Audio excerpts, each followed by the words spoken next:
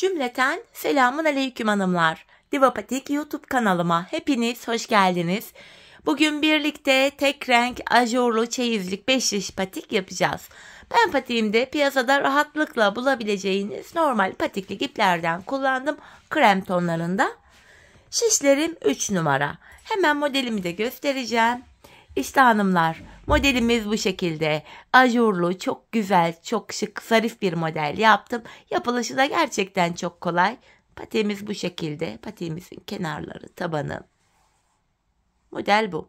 Bu patik benim elimin ölçülerine göre 37, 38 ve 39 numara ayaklar için uyumlu oldu.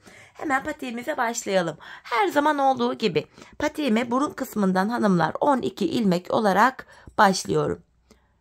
Bu şekilde 12 ilmeğimizi atacağız.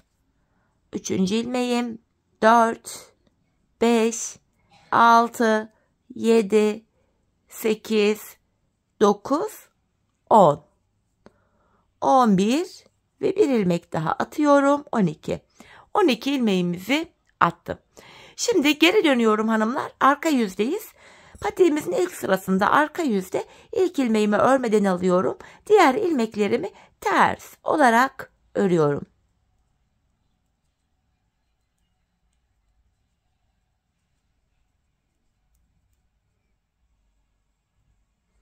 Sonuncu ilmeğimi de ters ördüm.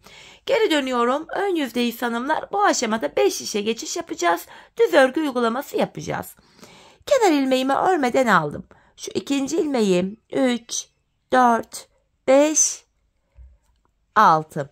İlk 6 ilmeğimi ilk şişimle ördüm. Kalan 6 ilmeğimi de ikinci şişim ile öreceğim. Şimdi hiç geri dönmeden ilk başladığımız yerlerden ilmekler çıkaracağız. İlk ilmeğimizi hemen şu kenara bakın. İlmeğin iki kanadına birden girerek çıkarıyorum. Devamında ilmek çıkartabilmek için de tığımdan yardım alacağım. Başlangıç yerlerine girerek ilmek çıkartıp tığıma takıyorum. Başlangıç yerine hanımlar ilmeğin iki kanadına birden şu şekilde girelim ki patik burnumuz daha sağlam olsun. Bakın şu anda 5 ilmeğim oldu. Bir ilmek daha çıkartıyorum, 6. Şimdi bir 6 ilmek daha çıkaracağım. Onu da 4. şişime takacağım. Başlangıç yerlerine yine sırasıyla girerek bakın şu ilk ilmeğim, şu ikinci ilmeğim, şu 3. ilmeğim, 4, 5 ve hemen şu kenara girerek bir ilmek de buradan çıkartıyorum. Şu da 6. ilmeğim. 4 şişimizde de 6'şar ilmeğimiz oldu. 5. şişime aldım. Bir sıra ilmeklerimi düz öreceğim hanımlar. 5 şiş patikte bir sıra dediğimiz olay şudur. 4 şişimizdeki ilmeklerimizi de örüp tamamlayınca bir sıra örmüş oluyoruz. İlk şişimi ördüm. Boşalan şişimiz ile sıradaki şişteki ilmeklerimizi örüyoruz. İkinci şişimdeki 6 ilmeğimi örüyorum şimdi de. 3. şişime geldim. Şimdi de buradaki 6 ilmeğimi öreceğim.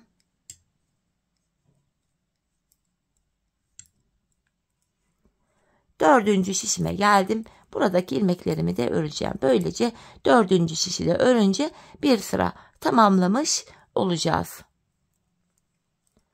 Evet hanımlar, 4 şişimi de ördüm. Bir sıra ilmeklerimizi örmüş olduk. Şimdi artırma zamanı. Artırma işlemini hanımlar patik burnuna şöyle baktığımızda sağ ve sol kenardan yapıyoruz. Orta kısımlardan artırma yapmıyoruz. Bakın ilk şişimdeyim. Kenarımız başta. 2 ilmek örüyorum. Ardından ikinci ilmeğimin altındaki hemen şu ilmeğimin kenarına girdim. Ve buradan aldığım ilmeğimi de düz ördüm. Kalan 4 ilmeğim düz örülüyor. Birinci şişimde 7 ilmeğim oldu. İkinci şişime geldim.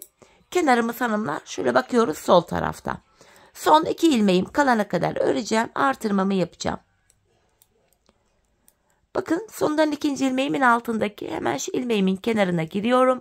Ve buradan aldığım ilmeğimi düz ördüm. Kalan 2 ilmeğim düz örülüyor. Burada da 7 ilmek oldu. 3. şişime geldim. Kenar başta. 2 ilmek örüyorum. İkinci ilmeğimin altındaki şu ilmeğimin kenarına girdim ve buradan aldığım ilmeğimi de düz ördüm. Kalan 4 ilmeğim düz örülüyor. Böylece hanımlar ilk 3 şişimde 7'şer ilmeğim oldu. 4. ve sonuncu şişimdeyim. Kenar sol tarafta. Son 2 ilmeğim kalana kadar öreceğim ve kenardan artırmamı yapacağım. Bakın sondan ikinci ilmeğimin altına şuraya girerek buradan aldığım ilmeğimi de örüyorum. Kalan 2 ilmeğim düz örülüyor. 4 şişimizde de 7'şer ilmeğimiz oldu. Bir sıra artırdık. Şimdi bir sıra artırma yapmayacağım. 4 şişimdeki 7 ilmeğimi düz öreceğim. 5 şiş patikte bir sıra artırma yaparken bir diğer sırada artırma yapmıyoruz hanımlar. Sebebi şu. Her sıra artırma yaparsak şayet patik burnumuz bir anda açılma yapar ve hoş bir görüntü olmaz. İkinci şişimdeki ilmeklerimi de düz ördüm. Üçüncü şişime geldim. Yine buradaki ilmeklerimi de düz öreceğim. Bu düz ilmeklerimi örerken sizlere artırma işlemini kısaca tekrar etmek istiyorum. Artırma işlemini 1. ve 3. şişimizde ilk 2 ilmeği ördükten sonra yapıyoruz. 2. ve 4. şişimizde de son 2 ilmek kalana kadar örüp öyle artırıyoruz. 4. şişimdeki ilmeklerimi de düz ördüm. Bir sıra düz örmüş olduk. Tekrar artırma zamanı. İlk şişimdeyim. Kenarımız başta. 2 ilmek örüyorum. Ardından 2. ilmeğimin altındaki şu ilmeğimin kenarına girdim ve buradan aldığım ilmeğimi de ördüm. Kalan 5 ilmeğim düz örülüyor. Böylece 1. şişimde 8 ilmeğim oldu. 2. şişime geldim. Kenar sol tarafta. Son 2 ilmeğim kalana kadar örüp kenardan artırmamı yapacağım. Bakın hanımlar sondan 2. ilmeğimin altındaki şu ilmeğimin kenarına giriyorum ve buradan aldığım ilmeğimi düz ördüm. Kalan 2 ilmeğim düz örülüyor. Burada da 8 ilmek oldu. 3. şişime geldim. Hemen kenarımız başta. İlk 2 ilmeğimi örüyorum. Ardından 2. ilmeğimin altındaki şu ilmeğimin kenarına girdim ve buradan aldığım ilmeğimi düz ördüm. Kalan 5 ilmeğim düz örülüyor. İlk 3 şişimde hanımlar 8'er ilmeğimiz oldu. 4. şişime geldim. Kenar sol tarafta. Son 2 ilmek kalana kadar öreceğim. Bakın sondan 2. ilmeğimin altındaki şu ilmeğimin kenarına giriyorum ve buradan aldığım ilmeğimi düz ördüm. Kalan 2 ilmeğimi de düz örüyorum. Böylece 4 şişimizde de 8'er ilmeğimiz oldu. Şimdi bir sıra 4 şişimizdeki 8 ilmeğimizi düz öreceğiz. Sonraki sıra artıracağız. Sonra düz öreceğiz, artıracağız. Patik burnumuzu böyle tamamlayacağız. Hanımlar ben bu modelimde her bir şişimde 14'er ilmeğim olana kadar artırmalarımı yaptım. Ardından modelimi kurdum. Tek renk ve ajurlu bir model olması itibariyle de esnek bir özelliğe sahip. Artırma yaparken bunu da göz önünde bulunduralım.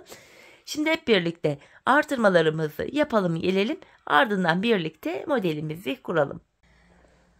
Evet hanımlar ben her bir şişimde 14'er ilmeğim olana kadar artırmalarımı yaptım geldim. Artırmadan sonra bir sıra düz örmedim. Hemen modelime başlayacağım hanımlar. Modelimiz 6 sıradan oluşuyor. Sadece ön yüze model kurulumu yapıyoruz. Taban kısımda model yok. Şimdi modelimizin 1. sırası ön yüzdeyiz. İlk ilmeğimi düz örüyorum. Bu kenar ilmeği gibi düşünebiliriz. Model bitene kadar bu ilmek düz örülecek.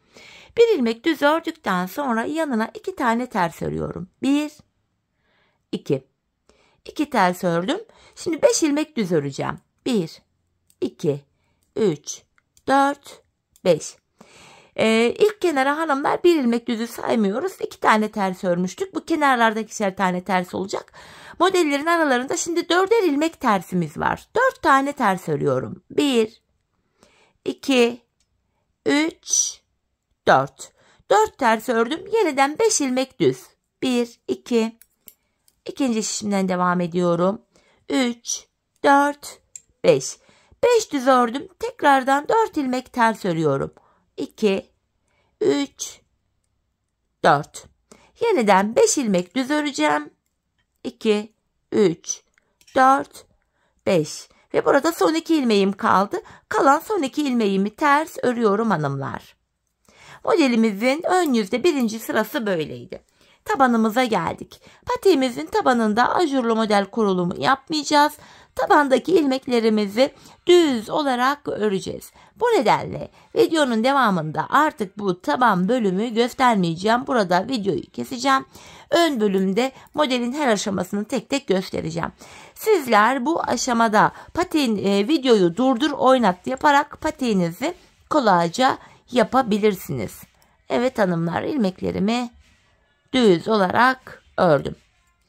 Şimdi modelimizde ikinci sıradayız. Bu sırada bir önceki sırada yaptığımız işlemin aynısını yapacağız. Düz ilmeklerimi düz örüyorum. Bakın kenarda bir düzüm vardı. Yanında 2 tane tersim vardı.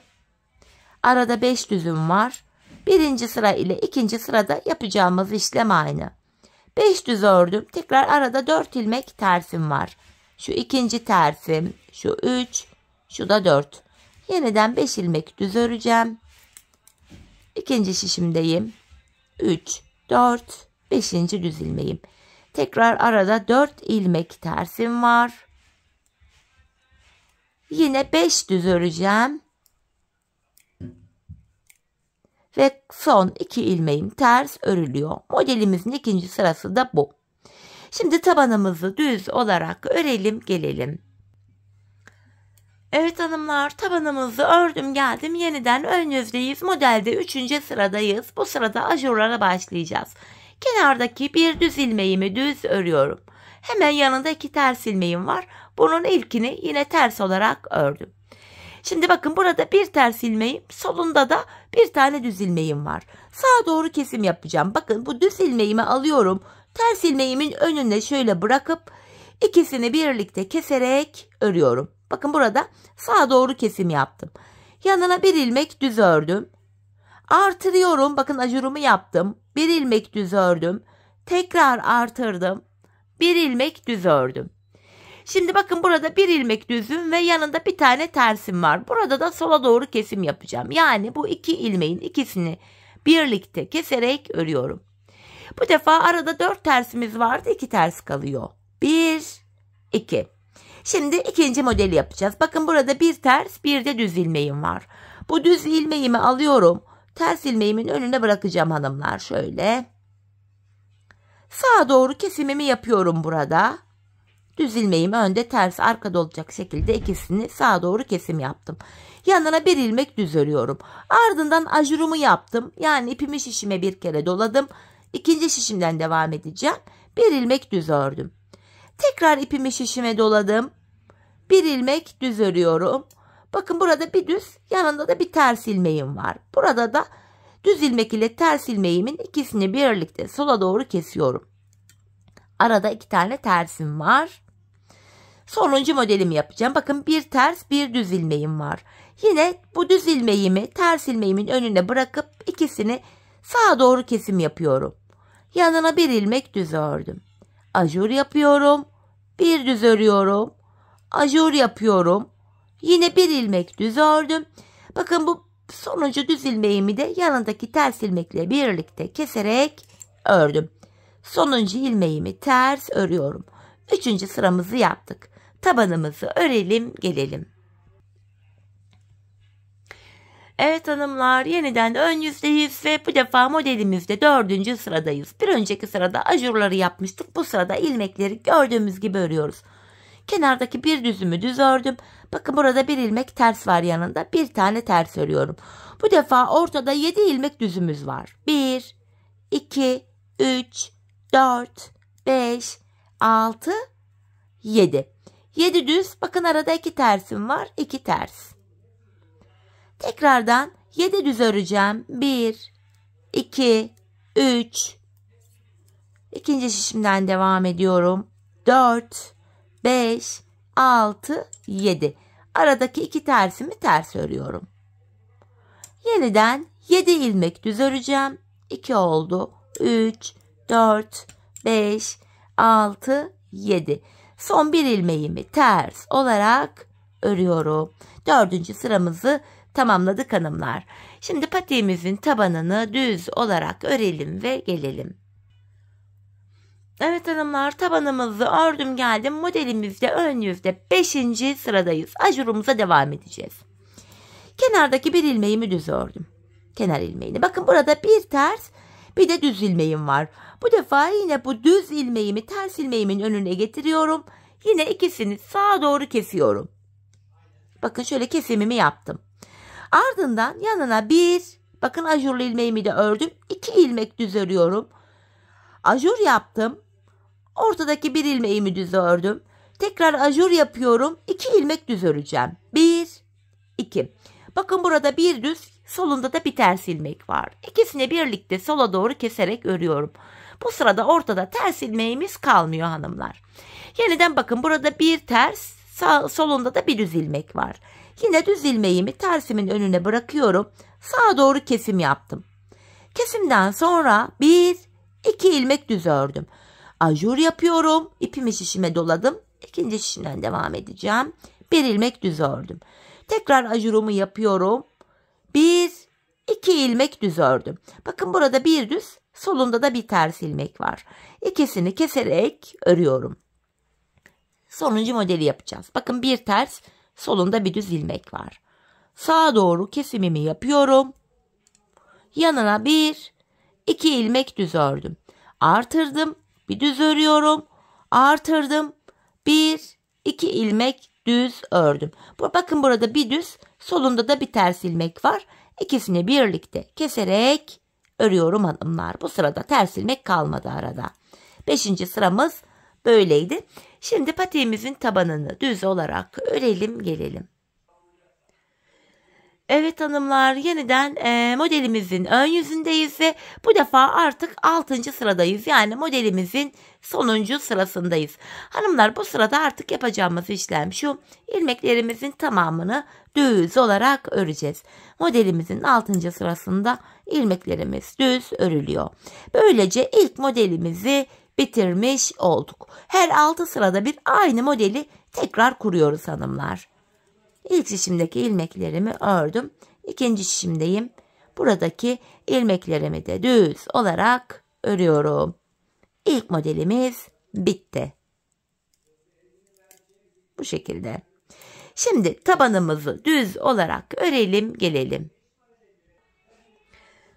Evet hanımlar, tabanımızı ördük geldik. Şimdi ikinci modeli yapacağız. Kafanız karışmasın diye ikinci modeli de birlikte yapalım istedim. İlk modeli nasıl yaptıysak ikinciyi de aynı şekilde yapacağız. Şimdi modelde tekrardan 1. sıradayız. 1. sırayı yaparken bir ilmek ters ördük. Pardon, ilk ilmeğimizi düz ördük. Kenardaki yanına 2 ilmek ters örüyorum. 1, 2. Model için 5 tane düz öreceğim. 1, 2, 3, 4, 5. Bu defa model arasına 4 ilmek ters örüyorum. 2, 3, 4. Şimdi 5 ilmek düz öreceğim. 2 oldu. Şu 3. 4. 5. Yeniden 4 tane ters öreceğim. 2, 3, 4. 5 ilmek düz. 3, 4, 5. Ve kalan son 2 ilmeğimi ters örüyorum. Modelde 1. sırayı yaptık. Tabanımızı düz olarak örelim gelelim. Evet hanımlar, tabanı ördüm. Yeniden ön yüzdeyiz. Modelde 2. sıradayız. Yine ilk ilmeğimi düz örüyorum. 1. sırada yaptığım işlemin aynısını yapıyorum. İlmekleri gördüğümüz gibi örüyoruz. Düz ilmeklerimi düz, ters ilmeklerimi ters örüyorum. 5 düzümü ördüm şimdi. Yanına 4 tane ters. Tekrardan 5 ilmek düz. 2 oldu. 3, 4, 5. 4 tane ters. Yeniden 5 ilmek düz örüyorum. Ve son 2 ilmeğimi ters ördüm. 2. sırayı tamamladık. Tabanımızı örelim gelelim. Evet hanımlar, tabanı ördüm geldim. Yeniden ön yüzdeyiz. Modelimizde 3. sıradayız. 3. sıramızda artık ajurlarımızı başlatacağız hanımlar. Şöyle ki yine kenardan ilk ilmeğimi düz örüyorum. Yanındaki bir tane ilmeğimi ters ördüm. Şimdi bakın burada bir ters, solunda bir düz ilmek var. Düz ilmeğimi tersin önüne getirerek sağa doğru kesim yaptım. Bir ilmek düz örüyorum. Artırdım. Bir düz ördüm. Artırdım. Bir daha düz örüyorum. Buradaki düz ilmeğimi de hemen solundaki ters ile birlikte sola doğru kesiyorum. Arada 2 tane tersim var. 1, 2. İkinci modeli yapacağız. Bakın bir ters, bir düz ilmeğim var. Bu düz ilmeğimi tersin önüne getirerek sağa doğru kesimimi yaptım. Yanına bir ilmek düz ördüm. Artırıyorum. İkinci şişime geçtim hanımlar. Bir ilmek düz ördüm. Tekrar artırdım. Bir ilmek düz örüyorum. Buradaki sonuncu düz ilmeğimi de yanındaki ters ile birlikte keserek örüyorum. Model arasında 2 tane tersim var. 1, 2. Bakın burada bir ters, bir de düz ilmeğim var. Yine düz ilmeği tersin önüne getirerek sağa doğru kesim yaptım. Bir düz örüyorum. Artırdım. Bir düz ördüm. Artırdım. Bir ilmek düz ördüm. Bakın burada bir düz, yanında da bir ters ilmeğim var. İkisini keserek örüyorum. Ve sonuncu ilmeğimi de ters ördüm. 3. sırayı tamamladık. Tabanımızı örelim, gelelim. Evet hanımlar, geldik modelimizde ön yüze 4. sıramıza. 4. sıramızda hanımlar yapacağımız işlem şöyle. İlmekleri gördüğümüz gibi örüyoruz. Bir önceki sırada ajur yapmıştık. Kenardaki bir düzümü düz ördüm. Yanında bir tersim var. Şimdi 7 ilmek düz öreceğim. 1, 2, 3, 4, 5, 6, 7. Arada 2 tane tersim var. Tekrar 7 ilmek düz öreceğim. 3.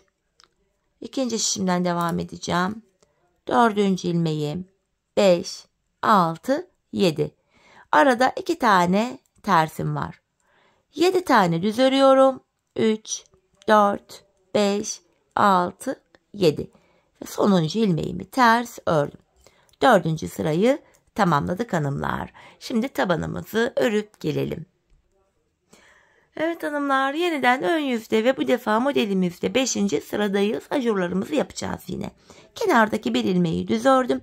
Bakın burada bir ters, yanında da bir düz ilmeğim var. Düz ilmeği tersin önüne bırakarak ikisini kesiyorum. Sağa doğru kesim yaptım. Yanına 1, 2 ilmek düz ördüm. Artırdım, bir düz ördüm. Artırdım, 2 düz öreceğim. Şu 1, 2. Bu düz ilmeğimi solundaki ters ilmekle birlikte kesiyorum. Artık bu sırada ters ilmeğimiz kalmıyor. Hemen ikinci modeli yapacağız. Burada da hanımlar bakın bir ters, bir de düz ilmeğim var. Yine düzü tersin önüne şöyle bırakıyorum. İkisini sağa doğru kesim yaptım. 2 ilmek düz öreceğim. 1, 2. Ajur yapıyorum. İkinci şişime geldim. Bir ilmek düz ördüm. Tekrar ajur yaptım. 2 ilmek öreceğim. 1, 2. Buradaki bir düz ilmeği de solundaki ters ile birlikte keserek ördüm. Bakın burada bir tersim, bir de düz ilmeğim var. Düz ilmeğimi yine tersin önüne bırakıyorum. İkisini kestim. Yanına 1, 2 ilmek düz ördüm. Artırdım. Bir düz ördüm. Artırdım. 1, 2 düz ördüm. En son burada bir tane düz, son ters ilmeğim kalmıştı. İkisini sola doğru keserek örüyorum. 5. sıramızı yaptık hanımlar. Tabanımızı örelim, gelelim. Evet hanımlar. Tekrardan ön yüzde ve modelimizin 6. yani sonuncu sırasındayız. İlmeklerimizi tamamen düz örüyoruz artık. Bu aşamada ters ilmeğimiz kalmadı. İlmeklerimiz düz örülüyor. Ön yüzde 3. modele başlayacağız hanımlar. İlk 2 modeli bitirdik. Gördüğünüz üzere her 6 sırada bir modeli tekrar kuruyoruz. İkinci şişimdeyim. Buradaki ilmeklerimi de düz olarak örüyorum. Bu şekilde. Bakın sonuncu ilmeğimi de yine düz ördüm. Şimdi hanımlar patiğimizin tabanını öreceğiz. Ön yüzde 3. modelle devam edeceğiz. 3. modeli de ilk 2 modeli nasıl yaptıysak aynı şekilde yapacağız. Şeklimiz bu. Hemen model üzerinde şöyle göstermek istiyorum. Bakın desenimiz şöyle. Hanımlar ben bu patiğime toplamda sayalım 1, 2, 3, 4, 5. 5 tane ajurlu modelden kurdum. Zaten ilk ikisini birlikte yaptık. Diğer üçünü de ilk iki modelin yapılışını takip ederek rahatça yapabilirsiniz. 5 model bu patik için de tam yeterli oldu. Dileyen 6 tane de yapabilir. Dileyen 4 tane de yapabilir. Hani ayağınıza ölçersiniz hanımlar. Artık ne kadar yapmak istiyorsanız boyutunu ona göre ayarlayabilirsiniz. Dediğim gibi ben toplamda 5 model yaptım. Yeterli geldi. Şimdi hep birlikte patiğimizin ön bölümünü örelim gelelim. Ardından birlikte bilek ayrımını yapacağız. Evet hanımlar, ben toplamda 5 tane modelimi yaptım geldim. Şimdi bilek ayrımına hazırlık olsun diye bir sıra ilmeklerimizi düz olarak öreceğiz. İlk şişimdeki ilmeklerimi örüyorum. Bir sıra düz örüyoruz hanımlar. Yani 4 şişimizdeki ilmeklerimizi örünce bir sıra tamamlanmış oluyor. Bu şekilde. İlk şişimi ördüm. Diğer 3 şişimizi de yine düz olarak örelim gelelim. Evet hanımlar, ilmeklerimi bir sıra düz ördüm. Geldim, şimdi bilek ayrımını yapacağız. İlk şişimdeyim. Son bir ilmeğim kalana kadar ilmeklerimi öreceğim. Düz olarak sırasıyla örüyorum. Son bir ilmek kalana kadar, yani 13 ilmeğimi öreceğim.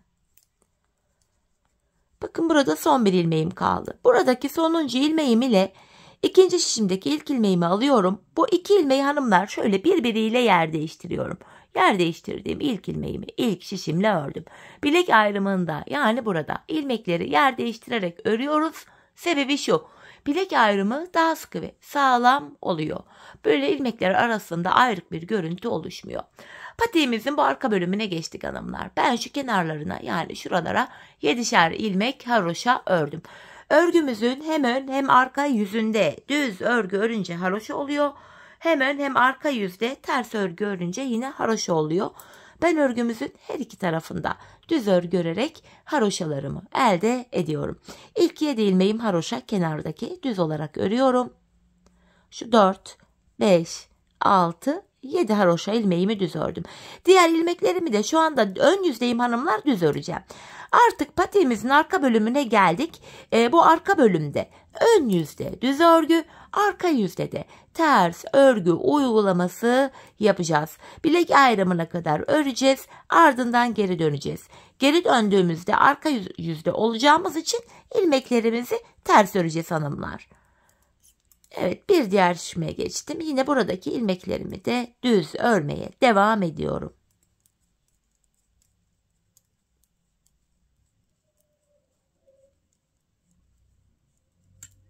Son şişime geldim.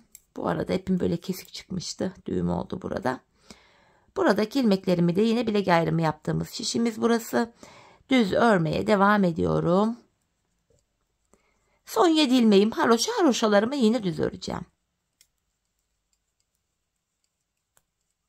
Bakın bilek ayrımına geldik. Bilek ayrımına kadar hanımlar öreceğiz, geri döneceğiz, öreceğiz, geri döneceğiz. Şu anda geri döndüm. Ben sonuncu ilmeklerimi ördüğüm için ilk ilmeğimi örmeden alıyorum. Kenar ilmeğimle birlikte toplam 7 ilmek haroşam, düz örüyorum. Bakın 5 oldu. 6 ve 7. Ön yüzde şöyle bir diş haroşamız oluştu. Diğer ilmeklerimi de arka yüzde ters olarak örüyorum. Şöyle şu düğümlü olan ilmeğimdi. Şöyle bunu da yine ters ördüm. Buraya da düğüm denk geldi. İçeride kalsın diye uğraşıyorum şöyle düğümümüz. Bir diğer şişime geldim. Burada da yine ilmekleri ters öreceğim. Patiğimizin arka bölümünde hanımlar yapacağımız işlem bundan ibaret. Bilek ayrımına kadar öreceğiz, geri döneceğiz. Öreceğiz, geri döneceğiz. Ön yüzdeysek eğer düz örgü, arka yüzdeysek de şu anda yaptığımız gibi ters örgü uygulaması yapacağız. Sadece bilek kenarlarındaki 7'şer ilmek haroşamızı haroşa olarak örmemiz gerekiyor.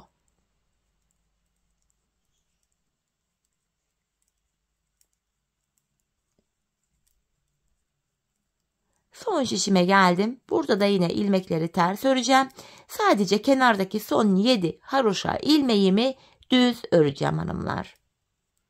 Bakın son 7 ilmeğim kaldı. Bunlar haroşa olduğu için düz olarak örüyorum. Sonuncu ilmeğimi de ördüm. Bilek ayrımına kadar geldik. Bakın geri dönüyorum. Yeniden kenar ilmeğimi örmeden aldım. Kenar ilmeğimle birlikte 7 ilmek haroşamı düz örüyorum.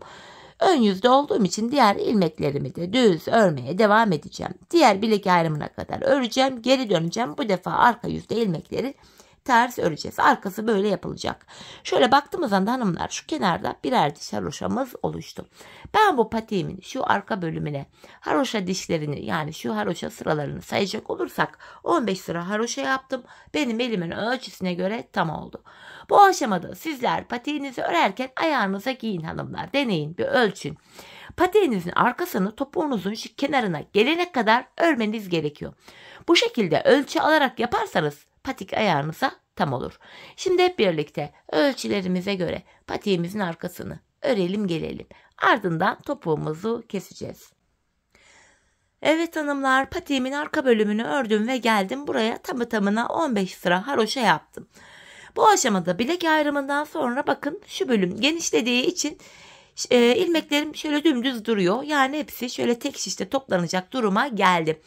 Ben bu aşamada topuk kesiminde bana kolaylık sağlasın diye sol tarafa 24 ilmek ayırdım. Kalan ilmekleri sağ şişime taktım. Şimdi topuğumuzu örmeye başlayacağız. Bu bölümde kenardaki 7 ilmek haroşamı yine haroşa olarak öreceğim. Model bütünlüğü sağlansın diye 7 haroşamı ördüm. Şimdi ön yüzdeyim. İlmeklerimi düz olarak ve sayarak örmeye devam edeceğim.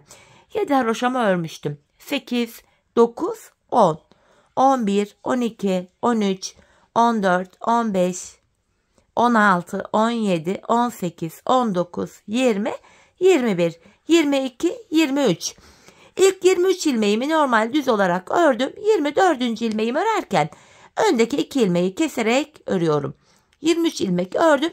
24. de kesim yaptım. Zaten bu sol tarafa da 24 ilmek ayırmıştım. Topuğumuz için araya baktığımızda burada da 7 ilmek kaldı. Hanımlar, her seferinde bu 7 ilmek birer birer kesilecek, eksilecek, bitecek ve böylece topuğumuz oluşacak. Şimdi yapacağımız işlem şu. Kesimden sonra geri dönüyorum. Arka yüzdeyim. İlk ilmeğimi örmeden alıyorum. Diğer ilmeklerimi arka yüzde olduğum için ters olarak örüyorum.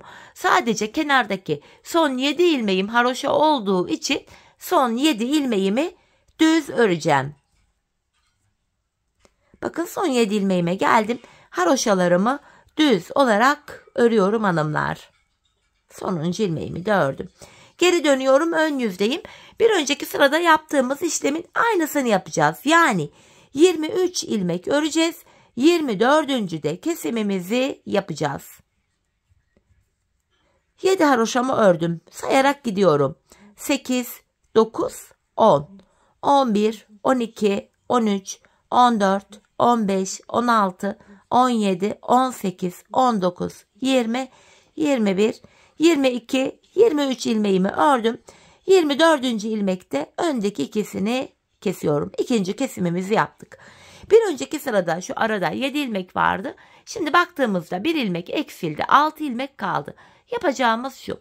Geri döneceğiz. Arka yüzde ilmekleri öreceğiz.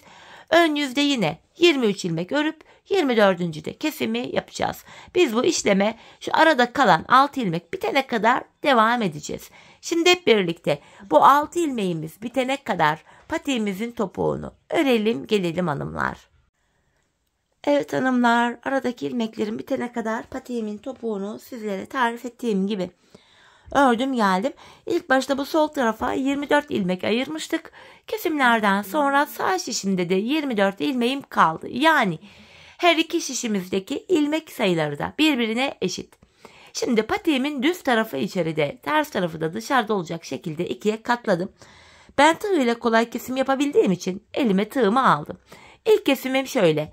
Benden taraftaki şişten bir ilmek, ikinciden de bir ilmek alıyorum. İkisini birlikte topladım. İlk kesimimiz böyleydi. Diğer ilmeklerimi de şöyle keseceğim. Benden taraftaki şişten bir ilmek, ikinci şişten de bir ilmek alıyorum. İkinci ilmeği ilkinin içinden geçirdim. Tığımdaki ilmekleri topluyorum.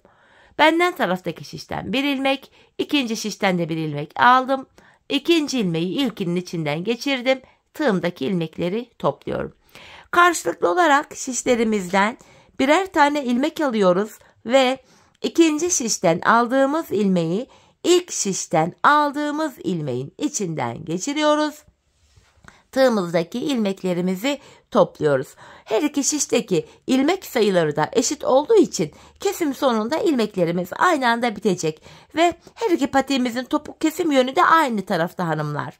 Sağ patiğinki sağ tarafta, sol patiğinki sol tarafta diye bir durum yok. Zaten gizli kesim olduğu için izi belli belirsiz oluyor. Kesimlerimizi bu şekilde yapıyoruz. Sırasıyla ilmeklerimizi kesiyoruz.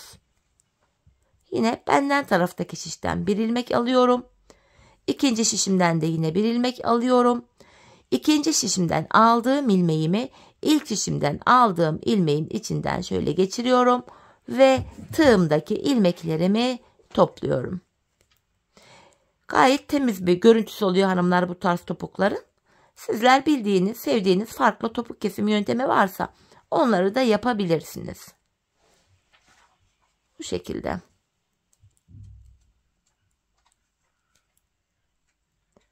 Son birer ilmeğim kaldı şişlerimde.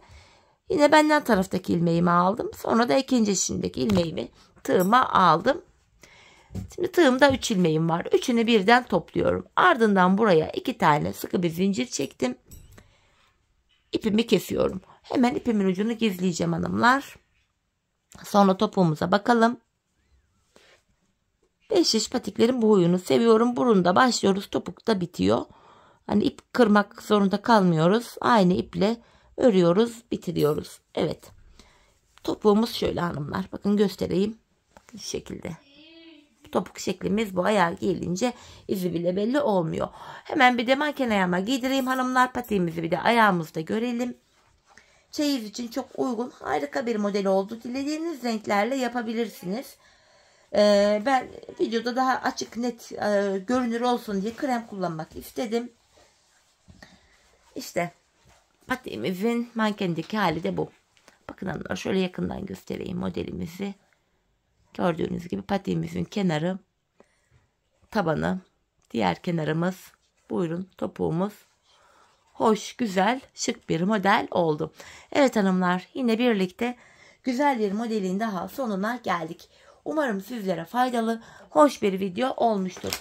Yeni modellerde, yeni videolarda buluşmak dileğiyle. Şimdilik hoşça kalın, sağlıcakla kalın.